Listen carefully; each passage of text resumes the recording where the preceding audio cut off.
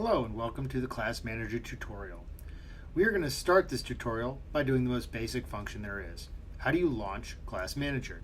Very simple. With your mouse, navigate to the bottom of the screen where your dock is and find the 4D icon. Click on that icon.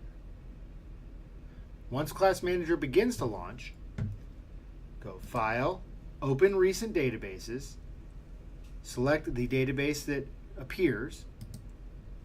That will take you to your personal login screen where you type in your username and your password. Click Connect. There's a brief boot up. And then lo and behold, here we are in Class Manager. So that is the basics of how to launch Class Manager. Okay, now that you know how to log in, we're going to go through the basic layout and how to navigate around Class Manager. When it launches, you'll notice there are two things here. You have a navigation palette right here, and you have drop-down menus here on the left. So we'll start with the drop-down menus. Under File, there are two areas you'll probably want to know about. The first one is Quit, because whenever you get done working in Class Manager, you should quit out so no one uses your login. The other is Open Table. You'd use that when there's a table that you need access to that is not in the navigation palette.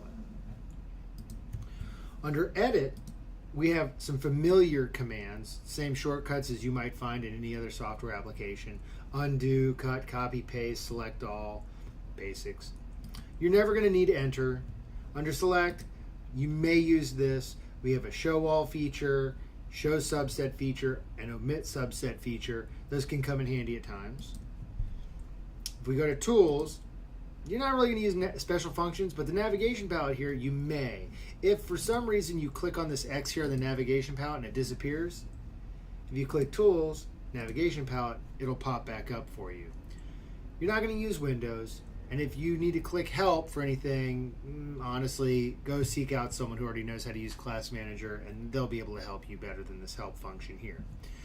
Now we move over to the navigation palette. These are the most commonly used tables that we have, so they show up here. We have account, student, class, registration, instructor, product sales. Here at Louisville Gymnastics, we don't use registration fee, but some gyms do, and then payment. Once you click on that, it'll populate with a whole bunch of rows. This is all your data, and you have your columns across the top. These columns are customizable, and we'll go over that in a future lesson, but for now we're just going to cover some of these buttons here. So we have our new button. Let's say you want to create a new account, you would click on that. See the delete button? Never use it. You probably don't have authorization anyways under your password, so forget that even exists. Show related. This is the best feature in Class Manager, and we'll talk about that quite a bit.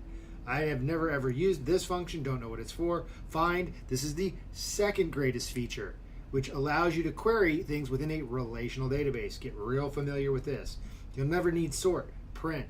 Let's say you're in class, you want to print roll sheets. That's where you do it. Save, that's pretty obvious. Cancel, pretty obvious. Special functions, forget it, you're not going to need it. Sets, you may or may not use that. We're going to go over that in a later tutorial. Edit, never going to touch. Email, you will use this function occasionally, especially for things like waivers. So that covers the basic layout and how to navigate, and I will see you in our next lesson.